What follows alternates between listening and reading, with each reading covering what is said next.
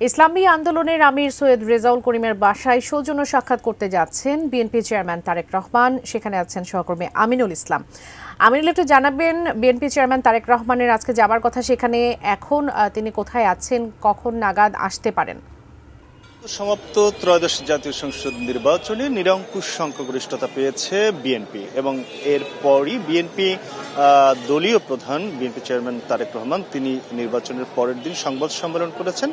সেখানে তিনি গুরুত্ব আরোপ করেছেন সবাইকে নিয়ে বাংলাদেশকে এগিয়ে নিয়ে যাওয়ার, এবং তার সংবাদ সম্মেলনের একদিন পরই তিনি এই নির্বাচনে প্রধান প্রতিপক্ষ ছিল যে দুটি দল জামায়াত ইসলামী এবং এনসিপি, তাদের যে জোট ছিল সেই জোটের দুই দলের প্রধানের তার বাসাতে গতকালকে গিয়ে জামায়াতের আমির ডক্টর শফিকুর রহমান এবং এনসিপির আহ্বায়ক নাহিদ ইসলামের সঙ্গে সৌজন্য সাক্ষাৎ করেন।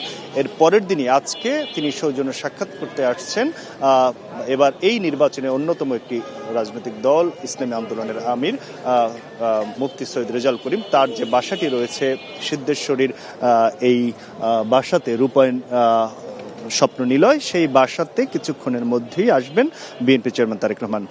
এর মধ্য দিয়ে আসলে বিএনপি চেয়ারম্যান যে বার্তাটি দিতে যাচ্ছেন যে সকল রাজনৈতিক দলের সহযোগিতা নিয়ে তিনি আগামী রাষ্ট্র পরিচালনা করতে যান। আমরা যেহেতু জানি যে সংখ্যাগরিষ্ঠ দলের প্রধান হিসাবে তাকে সম্ভাব্য প্রধানমন্ত্রী হিসাবে ভাবা হচ্ছে এবং আগামীকালকে সেই সংসদ গঠন হবে এবং সংসদ সদস্যদের শপথ গ্রহণের পর বিএনপির যে সংসদীয় কমিটি তারা বৈঠক করে তাদের দলের সংসদীয় দলের নেতা নির্বাচন করবেন। সেক্ষেত্রে তারেক রহমানকে তারা নেতা হিসাবে সংসদীয় দলের নেতা হিসাবে ঘোষণা করবেন এবং পরবর্তী প্রধানমন্ত্রী হিসেবে তার বলা চলে যে অনেকটাই নিশ্চিত রয়েছেন। এবং সেই প্রধানমন্ত্রী হিসেবে দায়িত্ব নেওয়ার আগে তিনি এই বিগত নির্বাচনে অর্থাৎ ত্রয়োদশ জাতীয় সংসদ নির্বাচনে যে সকল রাজনৈতিক দলের সক্রিয় ভূমিকা ছিল সেই দলগুলোর প্রধানের সাথে সৌজন্য সাক্ষাৎ করে এক ধরনের একটি নতুন দৃষ্টান্ত স্থাপন করলেন এবং বাংলাদেশের রাজনীতিতে আসলে বলা চলে এটি প্রথম। এর আগে আসলে এই জয়ী হওয়ার পর বিভিন্ন রাজনৈতিক দলের নেতাদের সাথে সৌজন্য সাক্ষাৎ আসলে আমরা দেখিনি। এই নতুন ধারার মধ্য দিয়ে তিনি আসলে নতুন সরকারের পদার্পণ করতে যাচ্ছেন এবং দায়িত্ব নিতে যাচ্ছেন আগামীকালকে।